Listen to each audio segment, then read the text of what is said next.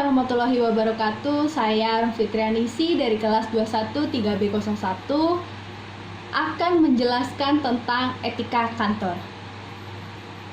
Sebelumnya kita akan menjelaskan kata etika. Etika berasal dari bahasa Latin atau disebut dengan ethicus, dan bahasa Yunani atau disebut dengan ethikos yang memiliki arti kebiasaan.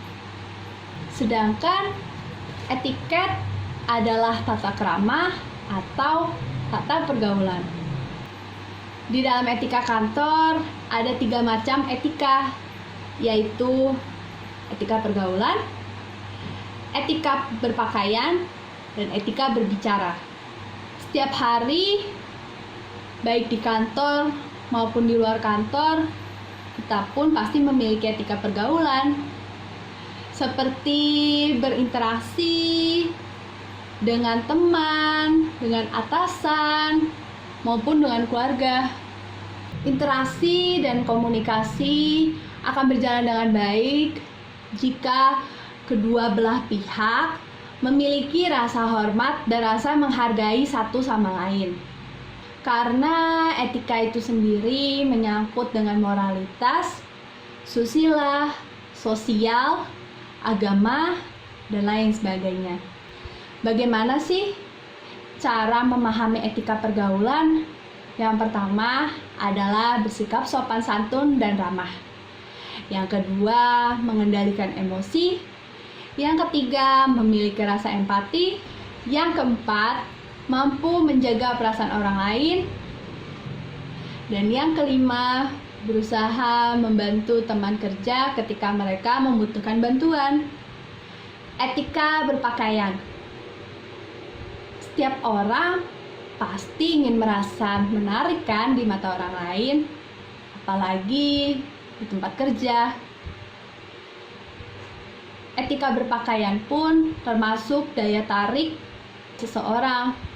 Kita pasti ingin merasa cantik atau tampan, tapi di setiap kantor pun memiliki aturannya masing-masing. Bagaimana sih cara memahami etika berpakaian di dalam kantor? Pertama, gunakan pakaian yang pas dan nyaman. Kedua, gunakan pakaian yang rapi.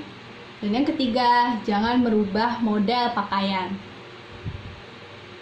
Etika berbicara. Dalam etika berbicara, kita harus menggunakan bahasa yang jelas dan dapat dimengerti oleh teman kita maupun atasan kita. Lalu, bagaimana sih cara memahami etika berbicara? Cara memahami etika berbicara yaitu yang pertama adalah pada saat berbicara kita harus menatap mata lawan bicara. Yang kedua, pada saat berbicara, suara kita harus terdengar jelas.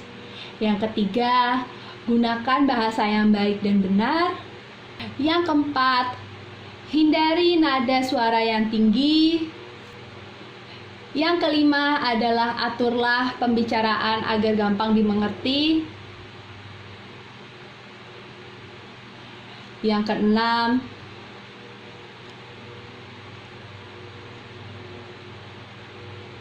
keenam, belajar untuk mengimbangkan lawan bicara. Yang ketujuh, berusaha menyenangkan lawan bicara. Yang kedelapan, ciptakan selang 1 kali rasa humor. Yang kesembilan, menjadi pendengar yang baik. Dan yang 10, mampu memuji lawan bicara.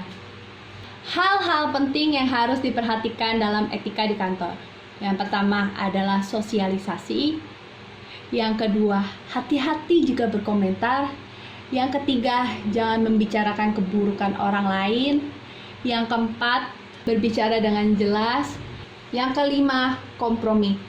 Kompromi di sini maksudnya adalah di kantor itu banyak sekali rekan kerja yang memiliki latar belakang yang berbeda-beda. Sering kita tidak sepaham dengan mereka, namun kita tetap harus produktif untuk mengerjakan suatu pekerjaan yang diberikan oleh atasan. Yang keenam, pengaruhi orang lain.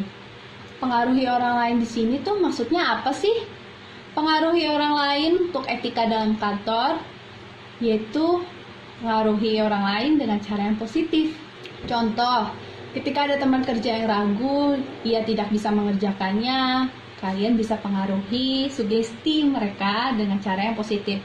Seperti kata-kata, kamu pasti bisa kok, gak mungkin kamu gak bisa. Yang selanjutnya adalah menjaga hubungan baik dengan rekan kerja. Sekian dari saya, kurang lebihnya mohon maaf. Wassalamualaikum warahmatullahi wabarakatuh.